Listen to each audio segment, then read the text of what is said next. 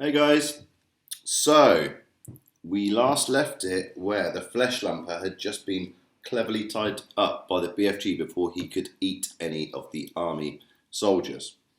Okay?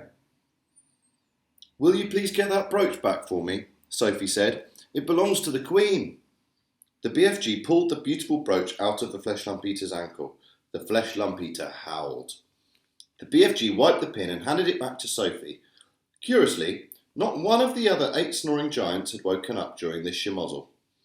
When you was only sleeping 1 or 2 hours a day, you was sleeping extra doubly deep, the BFG explained. The head of the army and the air force drove forward once again in their jeep. Her Majesty will be very pleased with me, the head of the army said. I shall probably get a medal. What's the next move? Now you was all driving over to my cave to load up my bottles of dreams, the BFG said. Can't waste time with that rubbish, the Army General said. It's the Queen's order, Sophie said. She was now back on the BFG's hand. So the 9 jeeps drove across to the BFG's cave and the great dream loading operation began. There were 50,000 jars in order, all to be loaded up, more than 5,000 to each jeep, and it took over an hour to finish the job. While the soldiers were loading the dreams, the BFG and Sophie disappeared over the mountains on a mysterious errand. When they came back, the BFG had a sack the size of a small house slung over his shoulder. What's that you've got in there? The head of the army demanded to know. Curiosity is killing the rat, the BFG said, and he turned away from the silly man. When he was sure that all his precious dreams had been safely loaded onto the jeeps, the BFG said, Now he is driving back to the belly poppers and picking up the freightsome giants. The jeeps drove back to the helicopters. The 50,000 dreams were carried carefully, jar by jar, onto the helicopters. The soldiers climbed back on board, but the BFG and Sophie stayed on the ground. Then they all returned to where the 9 giants were lying. It was a fine sight to see them. These great air machines hovering over the trussed-up giants. It was an even finer sight to see the giants being woken up by the terrific thundering of the engines overhead. And the finest sight of all was to observe those 9 hideous brutes squirming and twisting about on the ground like a mass of mighty snakes as they tried to free themselves from their ropes and chains. It's a great picture of them there, every one of them being carried by a different army helicopter. Oi is blush bungled, roared the flesh lump eater. Oi is splits wiggled, yelled the child chewer. Oi is swag swallowed, bellowed the bone cruncher. Oi is goose gruggled, howled the man hugger. Oi is gunzel swiped, shouted the meat dripper. Oi is bluck gungled, screamed the maid masher. Oi is slop groggled, squawked the gizzard gulper. Oi is crog swinkled, yowled the blood bottler. Oi is bot muggered, screeched the butcher boy. The 9 giant carrying helicopters each chose a separate giant and hovered directly over him. Very strong steel hawsers with hooks on the ends of them were lowered from the front and rear of each helicopter. The BFG quickly secured the hooks to the giant's chains, one hook near the legs and the other near the arms. Then very slowly the giants were winched up into the air parallel with the ground. The giants roared and bellowed, but there was nothing they could do.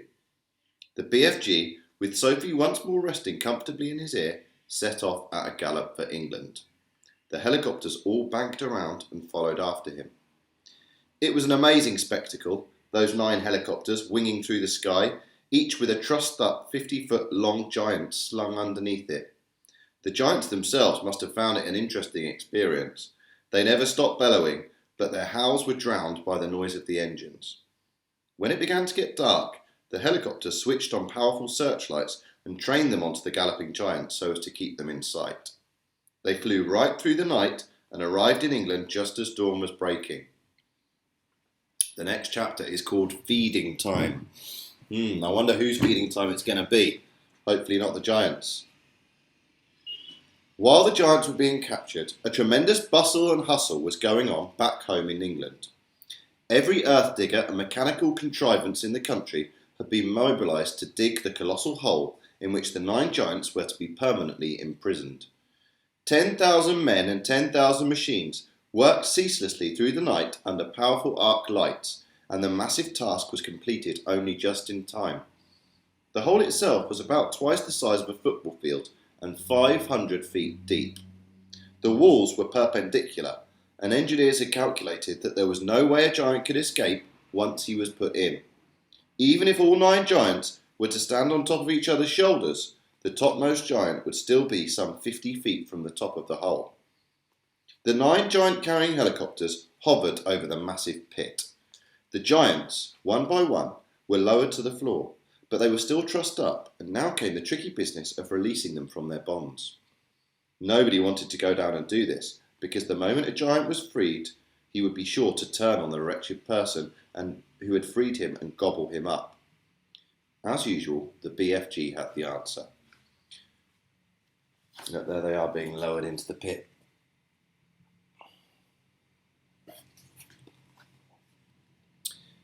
As I has told you before, he said, giant is never eating giants, so I is going down and I shall untie them myself before you can see Rack Jarbinson. With thousands of fascinated spectators, including the Queen, peering down into the pit, the BFG was lowered on a rope. One by one he released the giants. They stood up, stretched their stiffened limbs, and started leaping about in fury. Why is they putting us down here in this grab sludging hole? They shouted at the BFG. Because you is guzzling human beings, the BFG answered. I was always warning you not to do it, and you was never taking the titchiest bit of notice. In that case, the flesh lump eater bellowed, I think we is guzzling you instead. The BFG grabbed the dangling rope and was hoisted out of the pit just in time.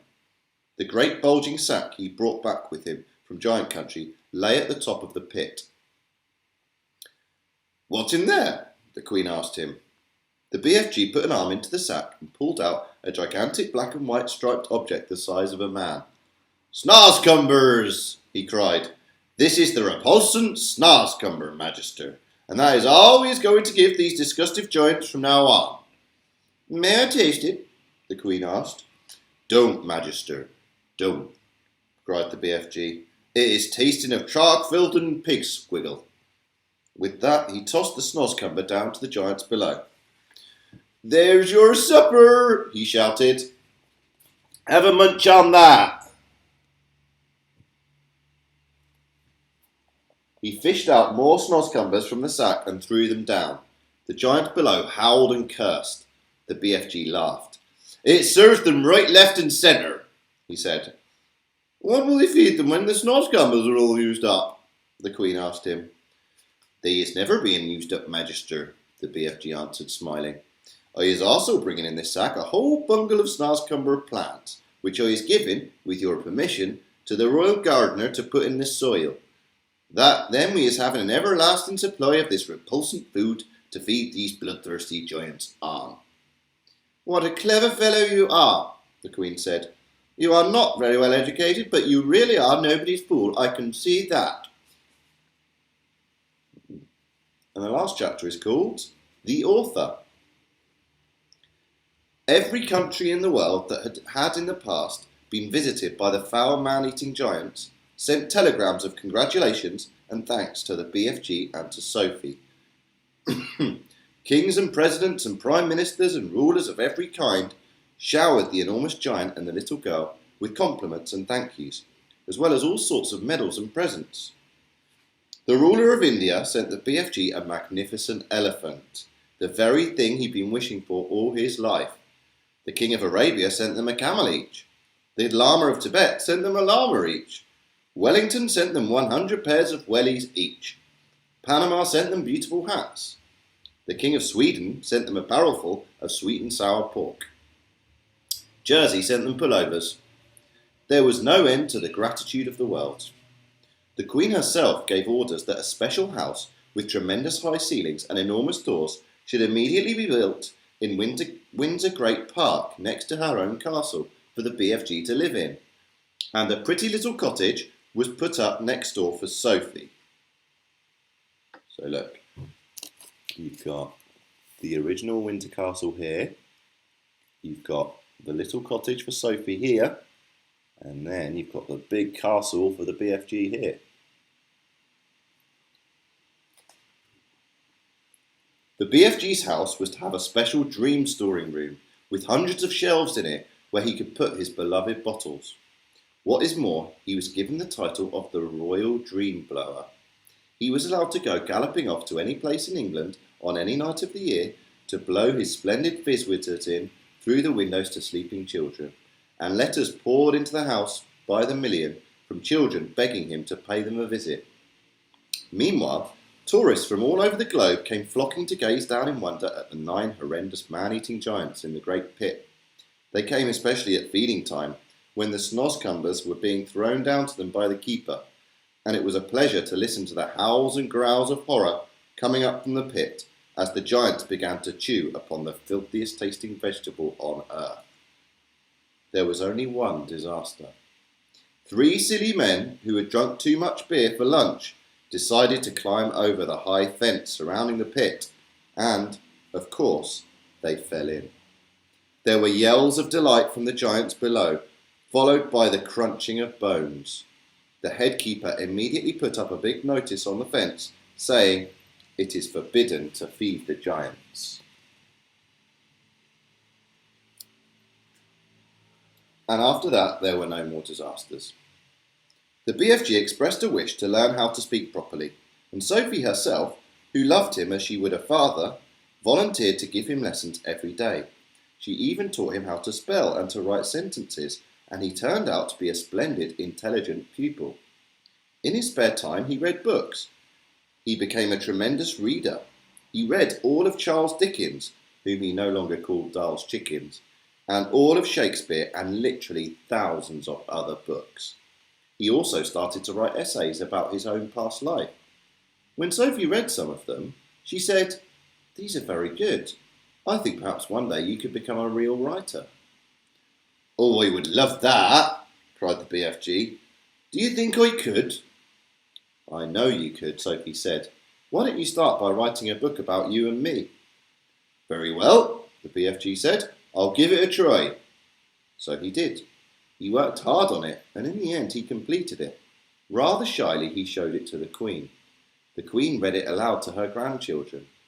Then the Queen said, "I think we ought to get this book printed properly and published so that other children can read it." This was arranged, but because the BFG was a very modest giant, he wouldn't put his own name on it.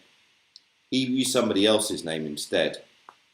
But where, you might ask, is this book that the BFG wrote? It's right here. You've just finished reading it.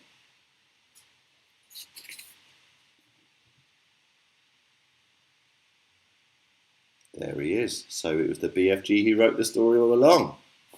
Wow, I hope you enjoyed that, guys. I thoroughly enjoyed reading the BFG. That was one of my absolute favourites when I was your age.